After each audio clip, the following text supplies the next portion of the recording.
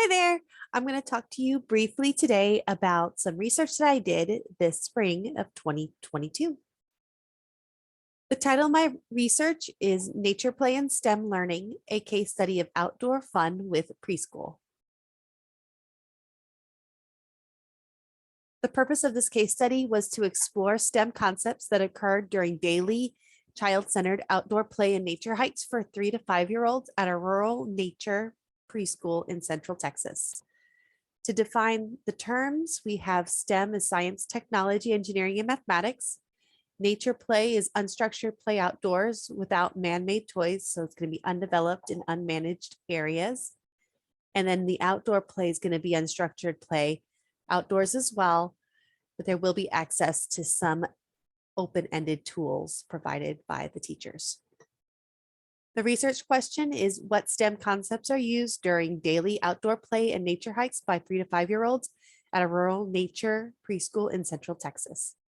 My theoretical framework is based off 2 pillars. The first one is going to be Vygotsky and the cultural historical construct of knowledge, where play is something that is co-constructed by a child in interactions with other people.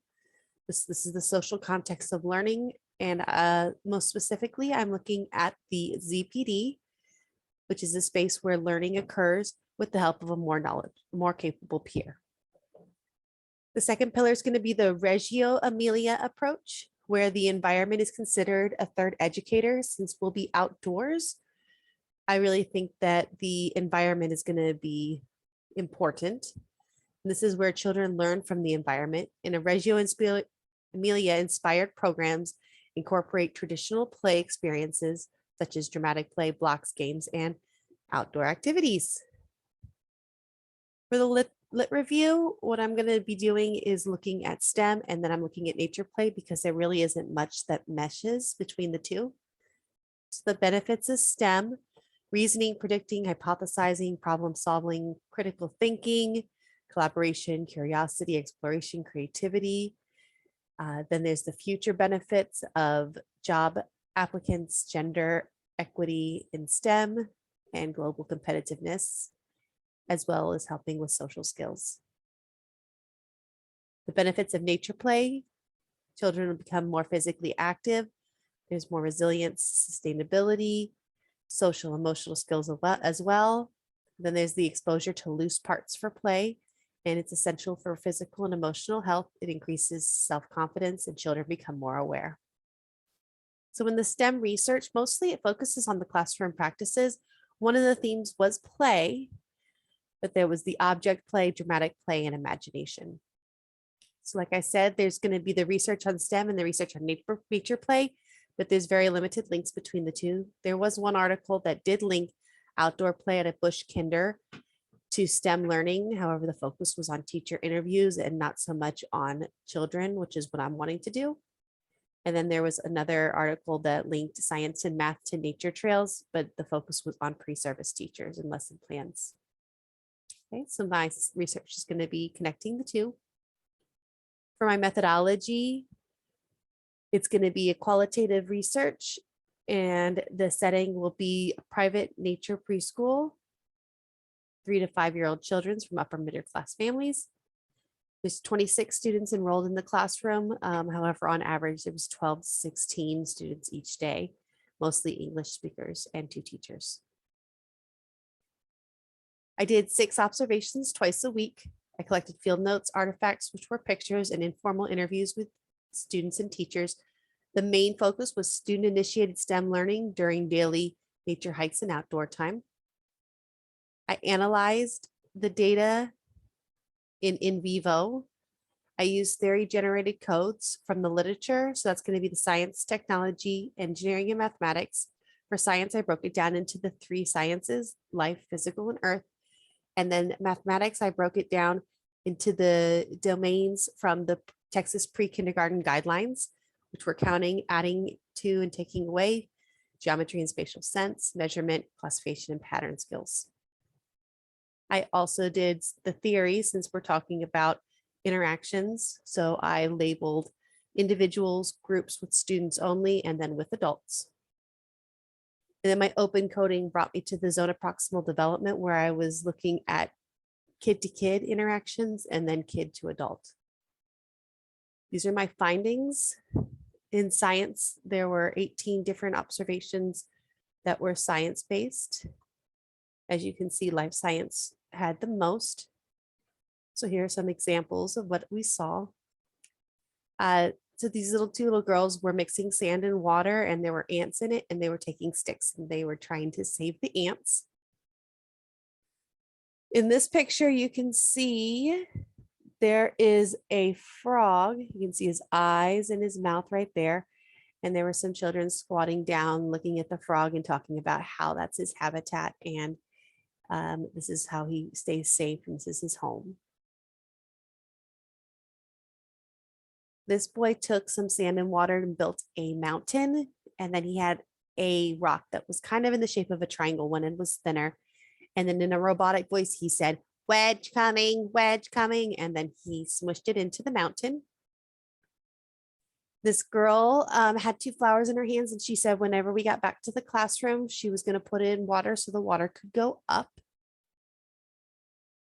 For technology, there were 16 observations, and technology is anything like such as a tool. These children are on this branch, and this boy in the green shorts is holding onto the branch and was pushing down. And so the children were using the branch as a sort of riding apparatus. There are 2 different rocking horses, the pink one and a blue one, but the blue one was missing one of the handles. And so the one girl took a spatula and stuck it in there so that her friend would have 2 handles on her rocking horse. Here is the teacher and some students gathering shells in a shovel. So they're using the shovels to hold the shells. For the engineering, this is whenever you're creating a solution to a problem or creating something new or making something better. So there's these boys playing on this cliff, and one of the boys was down on the cliff. And then there was a stick that was kind of in the shape of an L, and the one little boy was holding onto the long end and stuck the short end down so his friend could be pulled up, but it wasn't long enough. And so then he ended up flipping it around, holding onto the short end, and the long end was going down the cliff so that his friend could grab it. Right here is a caterpillar. And if you look at the sticks, they're kind of in the shape of an L. It's because these students were working together to build a house to protect the caterpillar so that the caterpillar could create his cocoon to turn into a moth. For mathematics, there were 20 different observations with mathematics. Now, some of the math observations had more than one of the domains, and so then they were coded multiple times.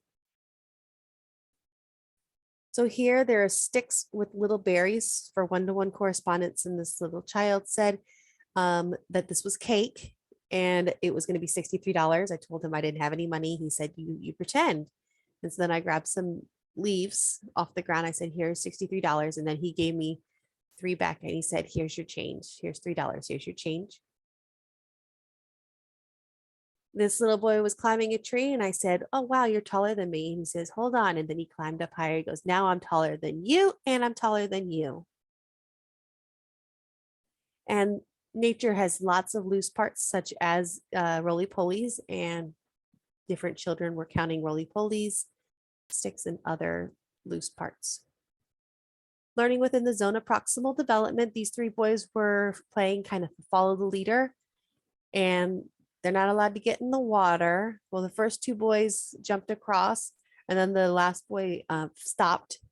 And then the leader turned around and said, if I can do it, you can do it. All you have to do is step on the green rock and then jump off to safety. And then the boy did it, and he said, see, I told you could do it.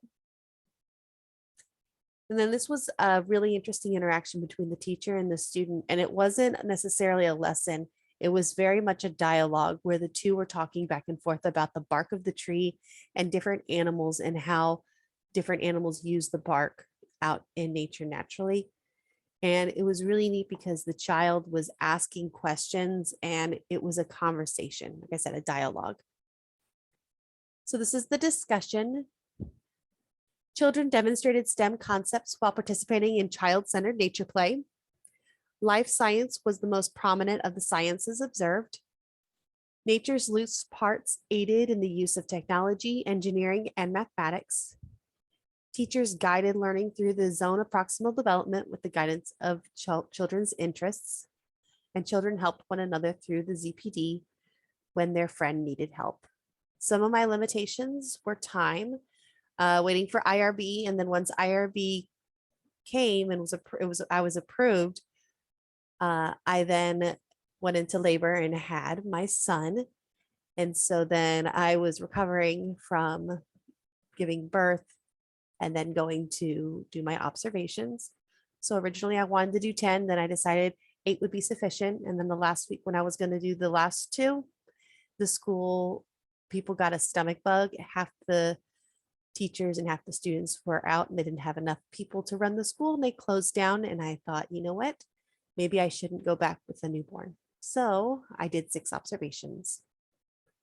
My implications were to create public nature preschools for all children.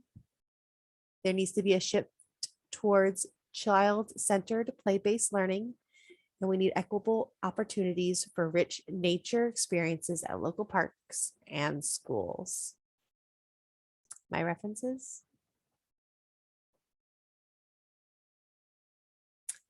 Thank you for watching.